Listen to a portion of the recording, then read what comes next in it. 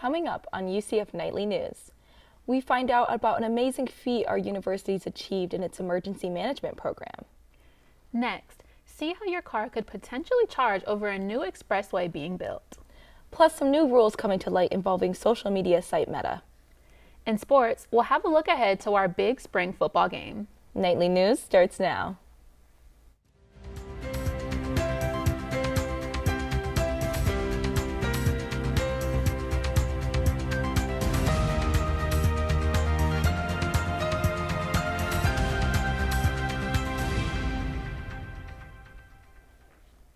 Good afternoon and welcome to Nightly News. I'm Miranda Camp. And I'm Cassandra Wilkins. Today is Friday, April 12th, 2024. It's official. According to U.S. News and World Report, UCF now has the #1 ranked emergency management program in the nation. Nightly News reporter Raymond Collado tells us more about this amazing feat and the leaders that made it happen. To be able to say that I got my degree from the top program in the country, I mean, that's just incredible. I feel really proud. From pioneering UCF's emergency management program as a member of its first graduating class to earning her title as morning meteorologist at Spectrum News 13, Miranda McCann is just one UCF Knight who has been able to charge on because of this program. And now standing at the top, UCF's emergency management program is peerless. And according to Marine, it was only a matter of time. It does not surprise me because it is, top caliber professors, facilities. We have the brand new campus downtown. So it doesn't surprise me. Now reaching the top, UCF's emergency program looks to upgrade its banners. As this year marks the 7th straight year, it's climbed the charts. Despite being at the top, according to the program director, Claire Knox, they must keep improving, as having this mindset is what got UCF that #1 spot in the first place. Right now, really, it's maintaining that excellence. Our research is community-based, so not only are we doing academic research, but we're also making sure that it is a deliverable that a community could use.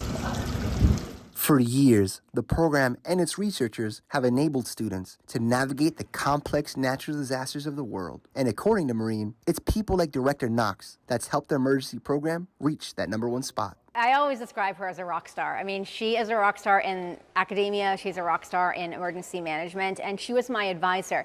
But before she was my advisor, she was my professor in my favorite class that I took at UCF. In Orlando, Raymond Collado, UCF Nightly News.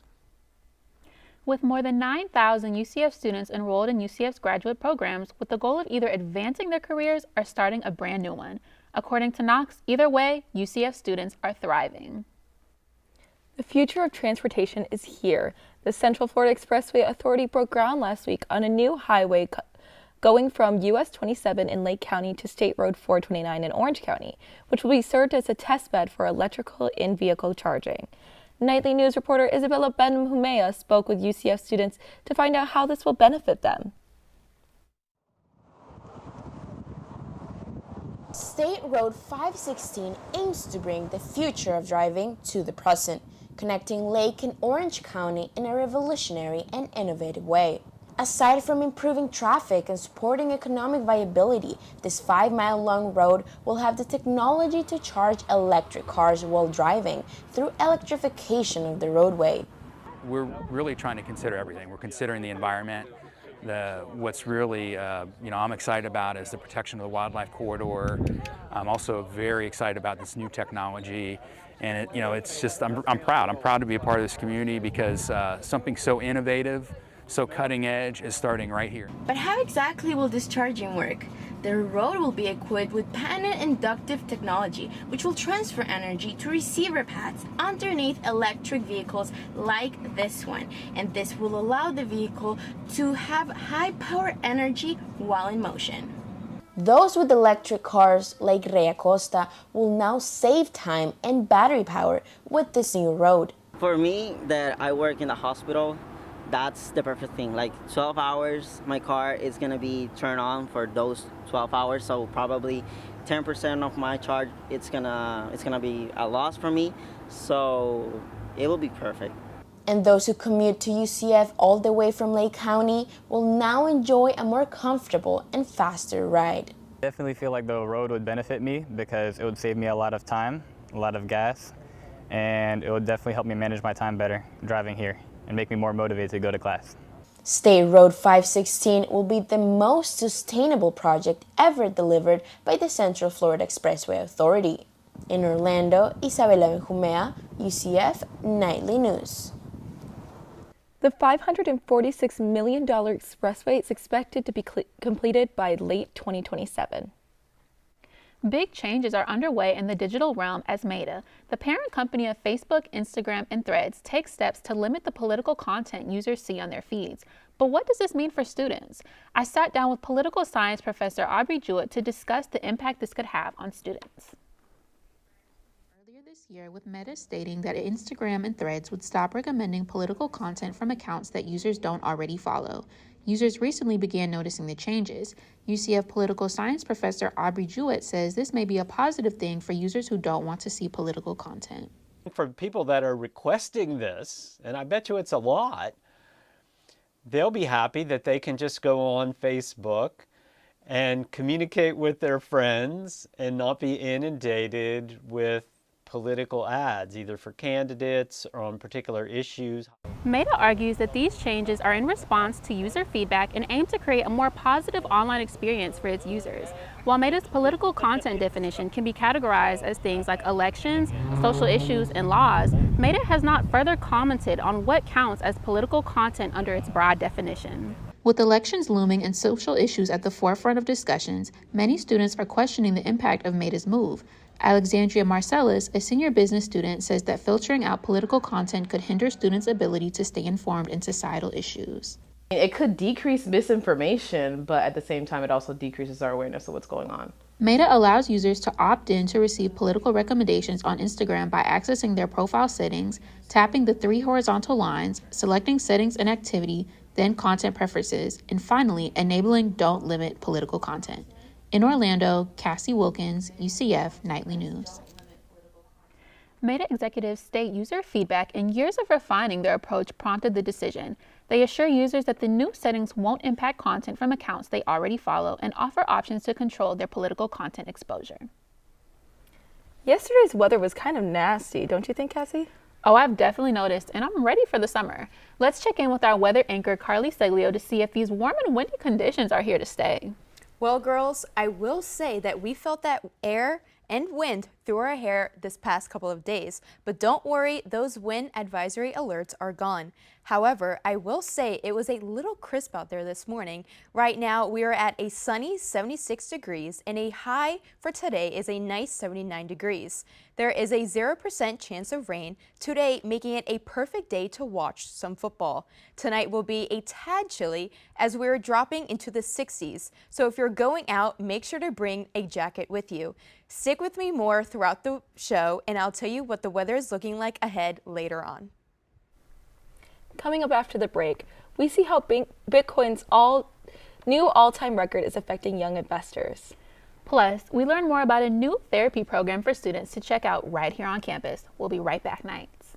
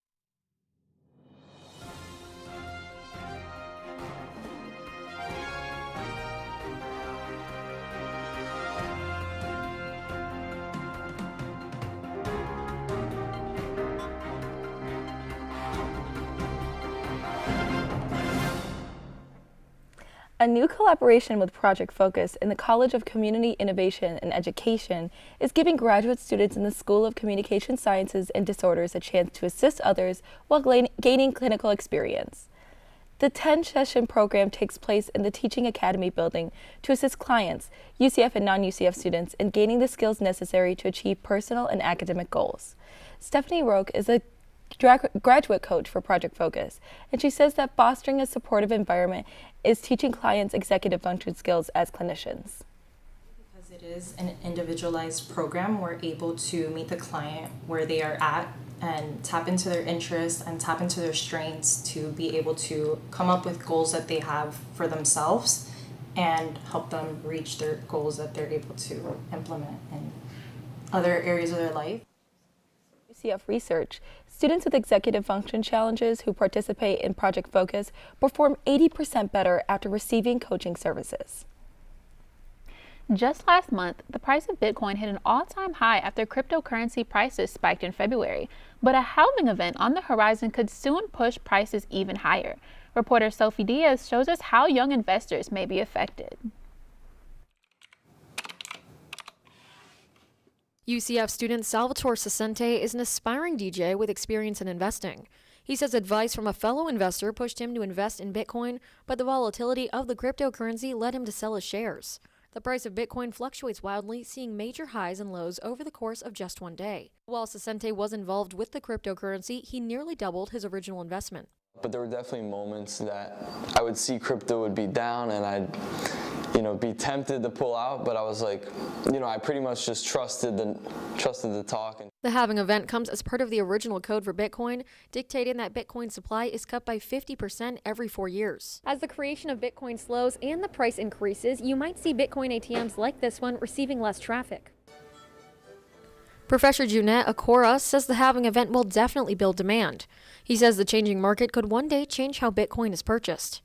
In the future, we will see Bitcoin priced not in Bitcoin itself, but in Satoshis. Despite the financial hurdles and increasing demand, Professor Akora says it's not too late to get involved with cryptocurrency. You can buy, you can work on creating tools, you can join the open source community to build tools. The world's first cryptocurrency won't see its next halving event until 2028.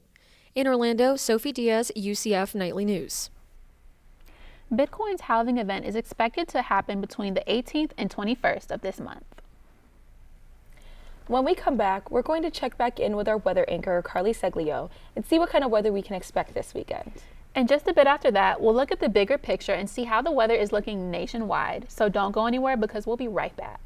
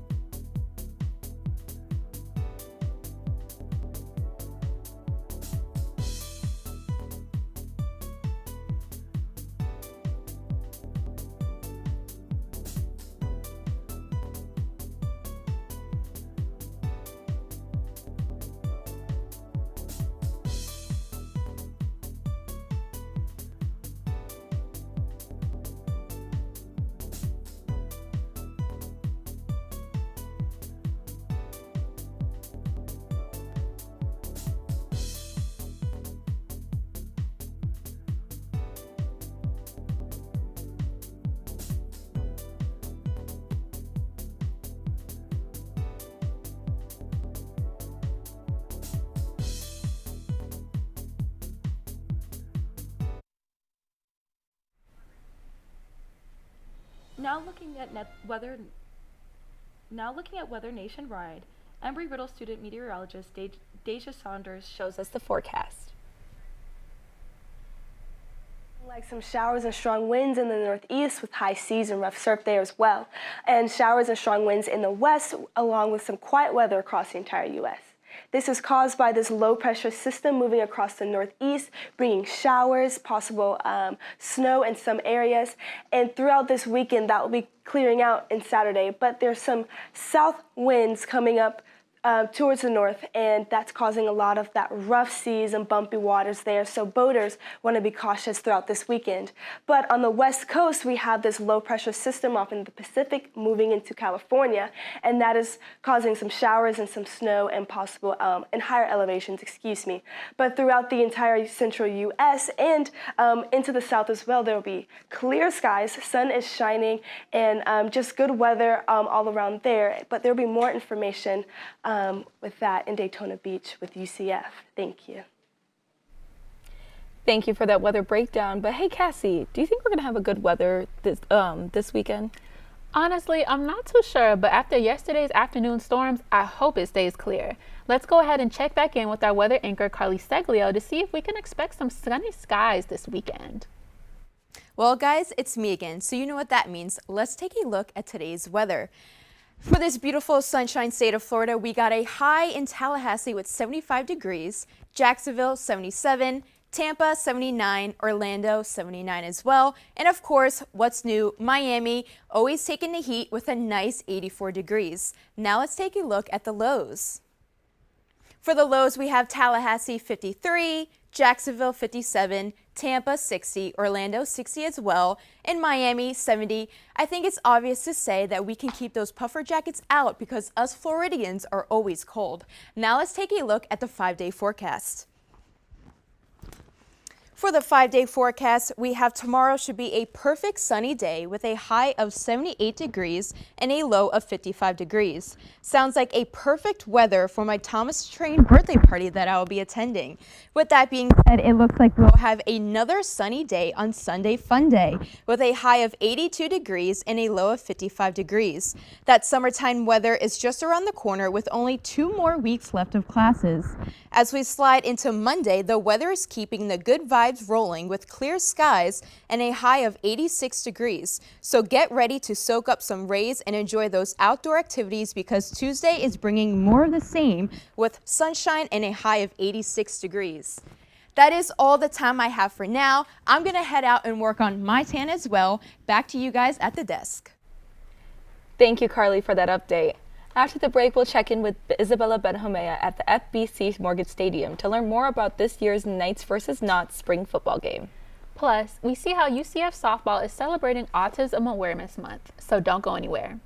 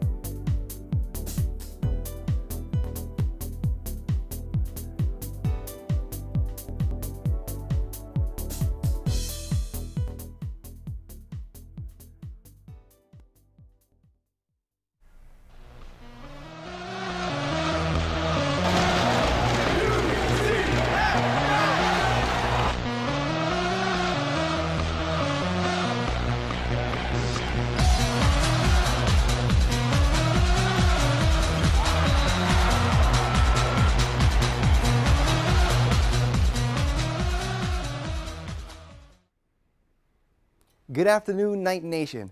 Ooh, that song never gets old. But I'm Raymond Collado with your UCF Sports Update. That being said, I know you're obviously looking forward to hearing about me talking about sports and all the stories we got in store for you. But right now, we actually have Nightly reporter Isabella Benjumea live at FBC Morgan Stadium with us to tell us what we can expect from today's football game. So now I'm hearing more new quarterback, so second time in second season of Big 12. And now we got a new quarterback? Yes, Ray, that's right. We have a new quarterback for this 2024 season. His name is KJ Jefferson, and he's a transfer from Arkansas. He has hit records in yard passes and touchdown passes, and you'll be able to see him next fall. But today is our spring football game. It's going to feature Knights versus Knots, and it's going to have challenges for players and opportunities for fans to get on the field. Let's remember that this is going to be the Knights' second season in the Big 12 Conference, where they're going to play teams like Cincinnati, Colorado, and Arizona. So they're getting ready for that season with this game. And something really cool and really special about this game is that the team is going to have helmets that were painted by kids in the Arnold Palmer Hospital for Children. They were designed and colored by them, and the team says that giving back to the community is a really important part of their program. So they're super excited to play today for Night Nation and for the children. And as for tailgates, we haven't been seeing that many tailgates right now, but fans are definitely getting ready to, put up their tents and enjoy this game. Back to you, Ray, at the studio. Thank you. Thanks, Isabel. I can't say I'm excited about that tailgate news, but hey, nothing like giving back to the community and some football to enjoy your day. But that being said, taking it to the softball field, this week, UCF softball held their second annual Autism Awareness and Acceptance Game. Nightly News reporter Madison Dickinson tells us more about this game and the people who have a special connection to this event. April is Autism Awareness Month, and according to the CDC, about 1 in 36 children in the U.S. are on the autism spectrum. To honor this month, the UCF softball team held an autism awareness and acceptance event during their game. One person on the team has a special connection to this annual event. Coach Sydney Ball-Malone and her son, 4. My oldest son, 4, who, as we've shared, was diagnosed on the spectrum when he was 2 years old, right after I accepted the job here. It just speaks to not only the cause of the awareness and the acceptance, and I keep talking about the inclusion, but how Night Nation is so welcoming. The team surprised Coach Ball-Malone with new shoes with the Autism Puzzle Piece logo, signed by her son. Here at the UCF softball complex, during the game, they held a silent first inning. Fans had the opportunity to draw hands, and during the third inning, fans held up puzzle pieces in honor of Autism Awareness and Acceptance Month. One special fan by the name of George even had the chance to throw out the first pitch. This game, the Autism Awareness game, is the most important game to us because George was diagnosed with autism when he was 4 years old. And we come to as many softball games as we can. We've been coming here for several years, and we really got to know the girls a lot. And some of them have a really special place in our hearts because they are always so good to him, and we just think the whole team is amazing. The game was almost sold out, and the Knights took the win 9-1 against Jacksonville University. In Orlando, Madeline Dickinson, UCF Nightly News. Coach Ball-Malone says that this week they played for something bigger than themselves. And the next series for the Knights will be this weekend against Houston University. But did someone say another softball story? Softball's killing it this week. The UCF softball team is celebrating their third inductee into the Order of Pegasus. And Nightly News reporter Miranda tells us more about how the team has been successful academically. The UCF softball team has had a very successful season with 22 wins and a current 6-game streak. However, the team has had wins off the field too, with senior player number 17 Jada Cody being inducted into the Order of the Pegasus. But I didn't start speaking full sentences until I was 8 years old. I'm not going to be perfect at everything I do, but I can strive to be the best. Jada is a health science major with a minor in medical sociology. On the field, she's a utility player with a .375 batting average, making her a major asset to her team. She says her family and her team have always believed in her and that their support has helped her achieve this award. I feel like just making my parents proud has allowed me to just really flourish as myself and use my words how I want to, and I think that's a big thing for how I've been successful academically. Last year's inductee and graduate player Shannon Doherty says that student-athlete academic services are a great way to maintain academic success. I always try to stay a week ahead and just really prioritize my resources. We have an amazing support system over at ASSA, and Our advisor, Shalonda, is amazing. For athletes like Shannon and Jada, when they're not out on the field, they're here at the Center for Student Athlete Leadership. This is where they're able to get help and support they need for academic success. The softball's academic success coach, Shalanda Duncan, credits Jada's achievement to her work ethic. But yes, she's a hard worker, very determined. Whatever she puts her mind to, she's going to get it done. And so just kind of matching that energy with her and supporting her through that has kind of been what I've seen lately. In Orlando, Miranda Camp, UCF Knightly News.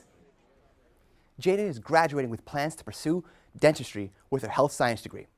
But so we have some great stories here in the sports segment. We got to learn about spring football, some Big 12 peaks, and also how UCF softball is giving back to the community and really putting the student and student athlete. But unfortunately, that's all the time I have for right now, womp womp. So I think I'm going to follow Carly's lead, but instead, I think I'm going to go ahead and check out that tailgate and fix the situation there. Batting it back to you guys at the desk. Thank you, Ray. So many exciting things happening in sports. But that's all the time we have for now. Thank you so much for joining us. Remember, you can always keep up with us during the week at our website, nicholsonstudentmedia.com. And if you've got a story idea you want us to share, send it our way. You can reach us at nightlynewsucf@gmail.com. Thanks for watching and have a great day.